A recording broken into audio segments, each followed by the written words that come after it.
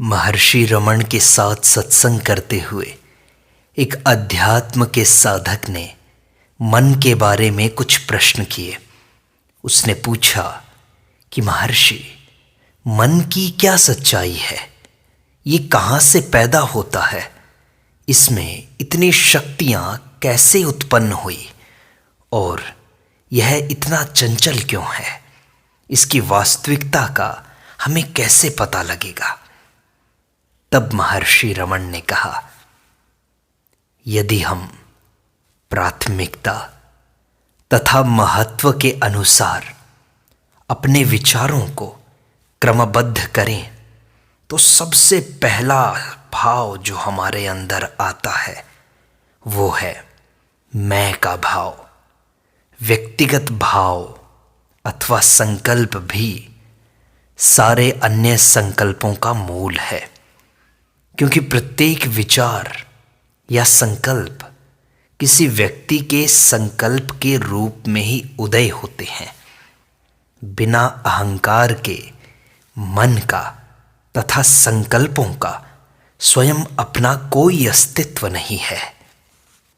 अतः अहंकार से ही मन प्रकट होता है, पैदा होता है। अहंकार के द्वारा ही ये सारे संकल्प प्रकट होते हैं। उत्तम पुरुष के बिना द्वितीय एवं तृतीय पुरुष प्रकट नहीं हो सकते।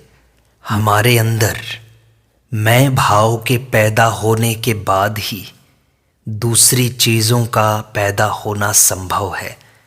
इसलिए इन तीनों ही पुरुषों का उदय मैं का तथा दूसरे तथा तीसरे पुरुष का उदय तथा लोप एक साथ होता है। अतः यदि तुम मन को जानना चाहते हो तो सबसे पहले तुम्हें मैं को ढूंढना पड़ेगा, उसके मूल कारण को ढूंढना पड़ेगा। मैं का भाव शारीरिक अहंकार के लिए ही संभव है तथा शरीर या इंद्रियां ही इसका आधार हैं। क्या इसका केंद्र शरीर में है तथा क्या इसका किसी अंग विशेष से संबंध है, जैसे कि वाणी का केंद्र तथा प्रेम का केंद्र मस्तिष्क में है? क्या इसी प्रकार मैं का केंद्र मस्तिष्क, रक्त अथवा कहीं अंदर है? ये खोजो।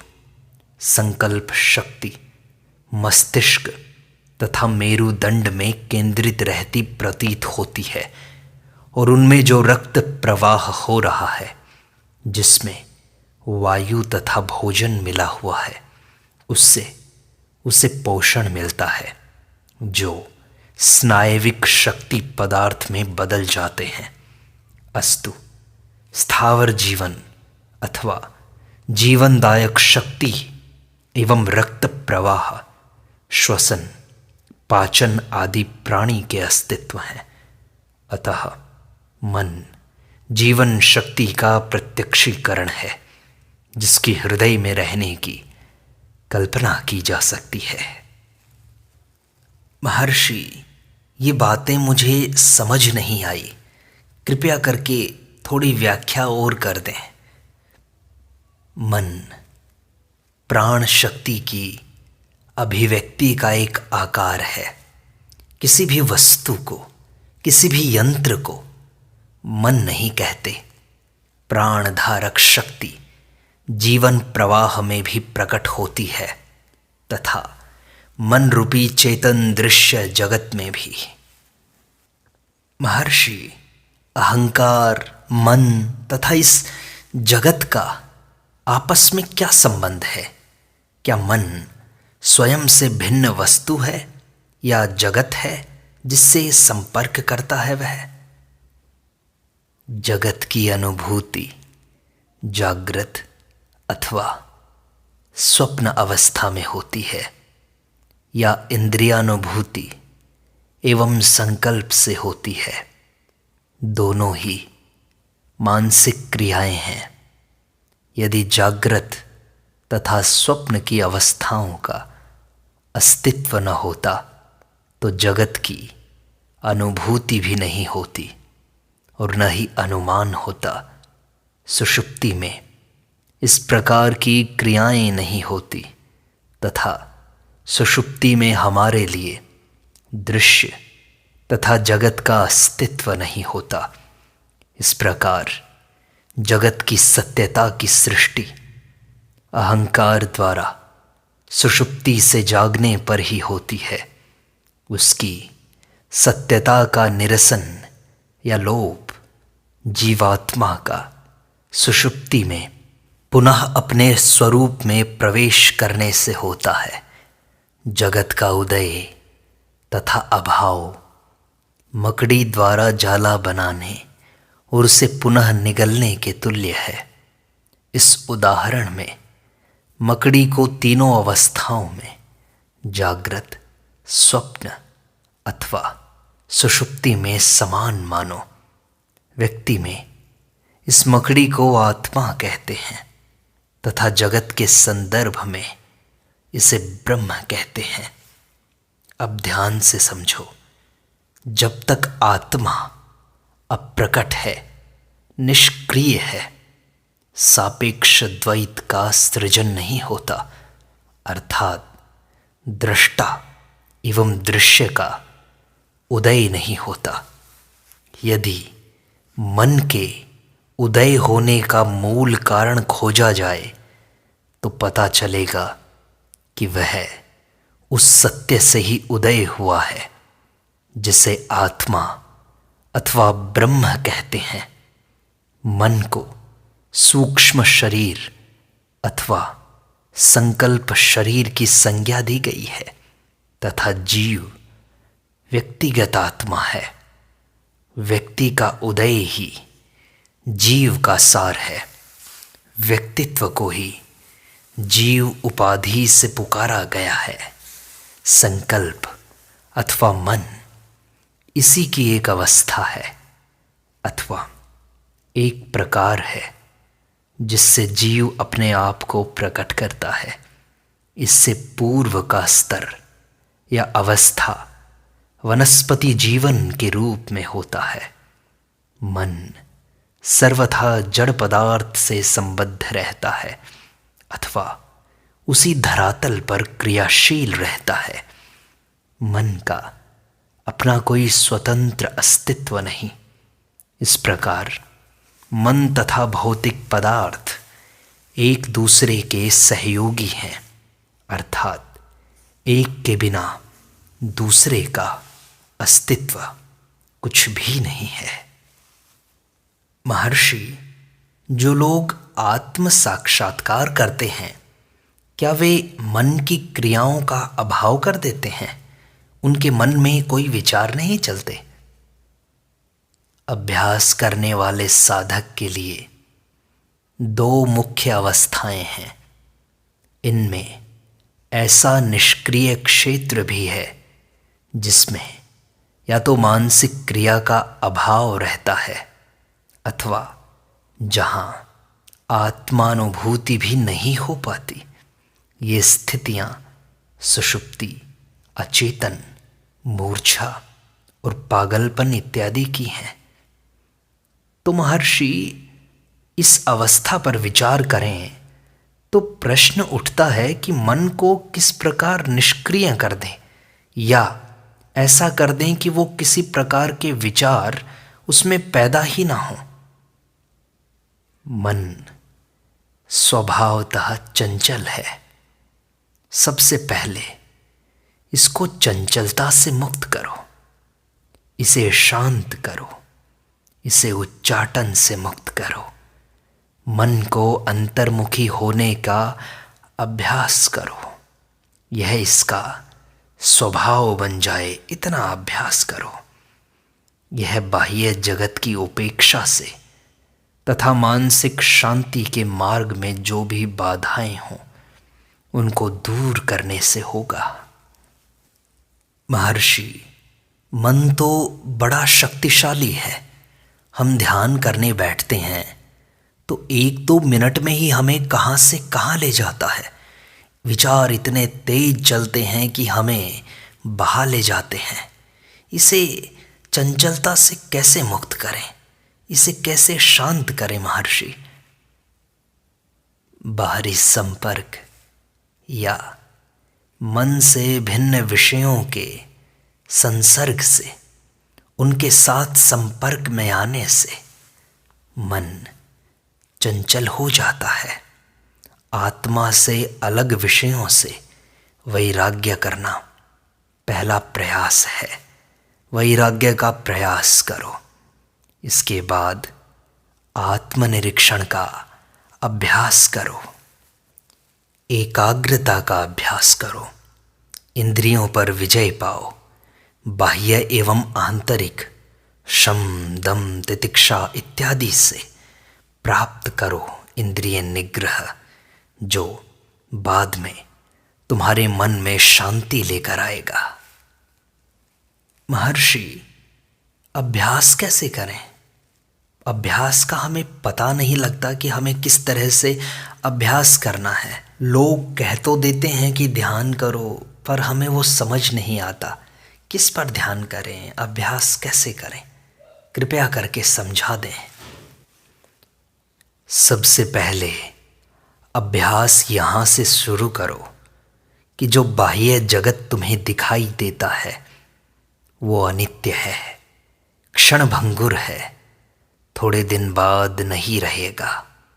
इसके चिंतन करने से तुम्हारे मन में वैराग्य पैदा होगा इन विषयों के प्रति। इसलिए सबसे पहले और महत्वपूर्ण प्रयत्न आत्मविचार का है। जब तुम्हारे मन में आत्मविचार का अभ्यास निरंतर सहज हो जाएगा तो उसके बाद ये सारे संसार के प्रति तुम्हारे मन में उपेक्षा पैदा हो जाएगी। सारा धन, यश, आराम, सुख, इनसे तुम्हारा मोह भंग हो जाएगा। इसके बाद धीरे धीरे शांति में तुम उतरोगे। मैं के भाव की खोज तुम्हें स्पष्ट होने लगेगी। मैं का स्रोत हृदय है, जो साधक का अंतिम लक्ष्य है। कभी कभी आत्मविचार का मार्ग साधक के स्वभाव के अनुकूल नहीं होता, तो उसे किसी प्रिय व्यक्ति के प्रति, अपने इष्ट के प्रति भक्ति भाव धारण करना चाहिए। इष्ट उसका प्रिय व्यक्ति, चाहे ईश्वर हो, गुरु हो, कोई भी हो सकता है। यदि इनमें से कोई भी साधक को अपनी पकड़ में ले लेगा तो अन्य सभी राग क्षीण होते चले जाएंगे। कहने का तात्पर्य है कि उसका वैराग्य बढ़ जाएगा। इससे अपने इष्ट में आस्था दृढ़तर होती जाएगी तथा अंत में पूर्ण दृढ़ हो जाएगी। इस प्रकार एकाग्रता स्वतः ही एवं अज्ञात रूप से उदय होगी। फिर चाहे भाव का आवेश या प्रत्यक्ष बाह्य सहायता हो चाहे ना हो, आत्मविचार तथा भक्ति के अभाव में प्राणायाम का अभ्यास किया जा सकता है। इसे योग मार्ग कहते हैं। जब प्राण जाने का भय हो तो सारे प्रयास प्राणों को बचाने के लिए ही किए जाते हैं। यदि श्वास पर काबू पा लिया जाए तो मन की अपने प्रिय विषयों की ओर लपकने की सामर्थ्य कम हो जाती है। इस प्रकार श्वास के नियंत्रण करने से मन को शांति प्राप्त होती है। श्वास तथा इसके नियमन पर पूरा ध्यान लगा रहने से व्यक्ति की रुचि दूसरी तरफ नहीं जाती। वासना के उद्वेग के साथ अनियमित श्वास प्रश्वास तथा शांति व विश्रांति के साथ शांत तथा नियमित श्वास प्रश्वास जुड़ा हुआ है। जब श्वास अनियंत्रित होती है तो मन अशांत होता है। जब श्वास नियंत्रित होती है तो मन भी शांत रहता है। वास्तव में उल्लास का आवेग, सुख का आवेग उतना ही कष्टदायक होता है जितना कि दुख। दोनों ही अवसरों पर श्वास अनियंत्रित हो जाता है। वास्तविक शांति का ही नाम आनंद है। इंद्रिय सुख में आनंद नहीं है। अभ्यास से मन ठीक होता है और शुद्ध होता जाता है। जिस प्रकार उस तरह पत्थर पर घिसने से पैना होता जाता है, तब मन आंतरिक तथा बाह्य समस्याओं को अधिक सरलता से हल कर पाता है।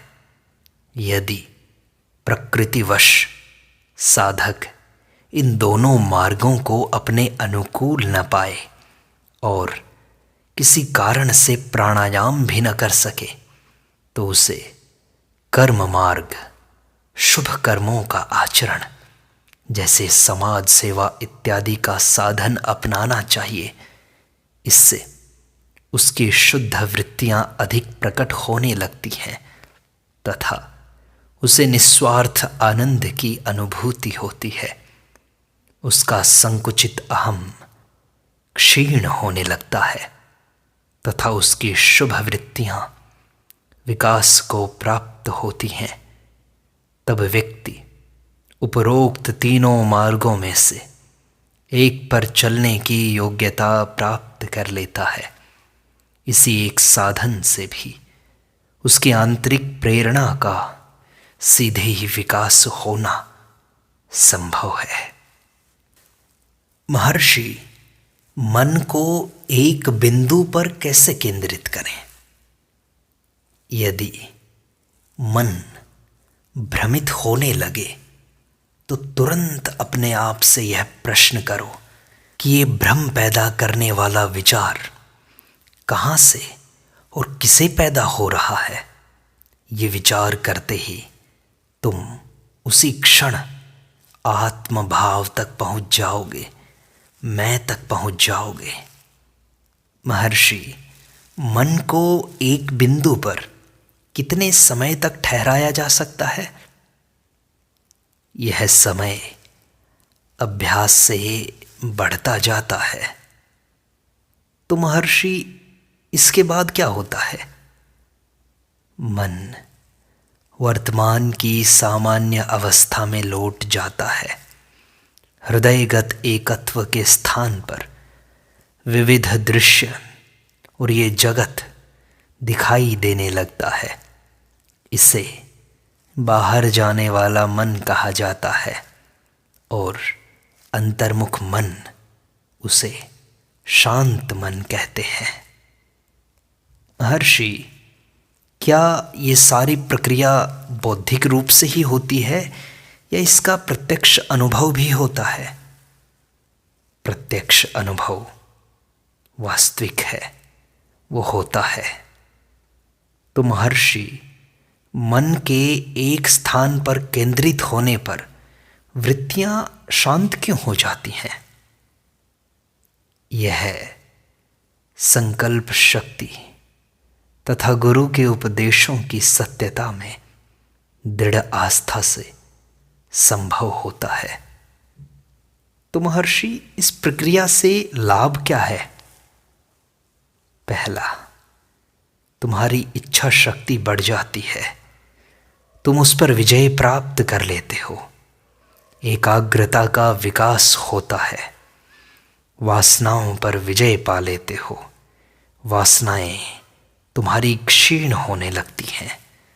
समत्व के विकास में वृद्धि होने लगती है। सबके प्रति तुम समान भाव से ही व्यवहार करते हो। अभेद दर्शन तुम्हें होने लगता है। महर्षि, मन के सारे विचार जब रुक जाते हैं और प्राणायाम हम करते हैं, तो इन दोनों के बीच में क्या संबंध है? कृपया करके बताएं। विचार तथा श्वसन, रक्त प्रवाह आदि क्रमशः मानसिक तथा शारीरिक प्रक्रियाएं व्यक्तिगत जीवन के दो भिन्न पहलू हैं। दोनों ही जीवन पर आधारित हैं। व्यक्तिगत भाव तथा अन्य विचार उसी जीवनीय शक्ति से उत्पन्न होते हैं। यदि श्वास तथा अन्य प्राण धारक क्रियाओं को बलपूर्वक दबा दिया जाए तो संकल्प भी शांत हो जाते हैं। यदि संकल्पों को बलपूर्वक दबा दिया जाए, एक बिंदु पर केंद्रित कर दिया जाए, तो श्वास की प्राण धारक प्रक्रिया शांत होते होते केवल जीवन निर्वाह हो सके इतने सूक्ष्म स्तर पर आकर ठहर जाती है। दोनों ही अवस्थाओं में चित्त को चंचल करने वाले मुख्य संकल्प कुछ समय के लिए शांत हो जाते हैं। यह पारस्परिक क्रिया अन्य प्रकार से भी प्रकट होती है। जीने की इच्छा को ही लीजिए। यह संकल्प शक्ति है। जब जीवन की अन्य प्राण धारक प्रक्रियाएं लगभग समाप्त हो चुकी हों, तो भी इस शक्ति के बल पर ही प्राणों को कुछ समय तक रोका जा सकता है तथा मृत्यु को कुछ समय के लिए टाला जा सकता है। इस इच्छा शक्ति के अभाव में मृत्यु तीव्र गति से आती है। इस कारण यह माना जाता है कि संकल्प शक्ति से ही शरीर में प्राण रहते हैं तथा वही एक शरीर से दूसरे शरीर में प्रवेश करती है। महर्षि, हमारे जीवन में बड़े दुख हैं और ये सारे दुख पुराने संस्कारों के कारण से होते हैं। तो क्या महर्षि उन संस्कारों को रोक देना संभव है? हाँ, संभव है। ऐसा बहुत से लोगों ने पहले किया है। इसमें सबसे पहले तो तुम्हें विश्वास करना होगा कि ये संभव है। वे लोग ऐसा करने में समर्थ हो सके क्योंकि उनका स्वयं का सामर्थ्य में विश्वास था। वासनाओं को जड़ से हटाया जा सकता है, ऐसा उनका विश्वास था। उनका वैराग्य था और उन्होंने लगातार अभ्यास किया। इसका सरल उपाय है मन को एक ऐसे केंद्र पर एकाग्र कर देना जहां कोई भी वासना न हो, पर जो उनका अंतस्थल है उस पर मन एकाग्र हो जाएगा तो वासना, कोई भी विचार पैदा नहीं होगा। जब तुम जड़ को ही काट दोगे तो ये पत्तियां, ये शाखाएं कहाँ से पैदा होंगी? तो सबसे पहले तुम्हें अहंकार तक पहुंचना होगा। मैं कौन हूँ, इसकी खोज करनी होगी। मन के उद्गम स्थान तक जाना होगा। तब ये सारे संस्कार, सारी वासनाएं नष्ट हो जाएंगी।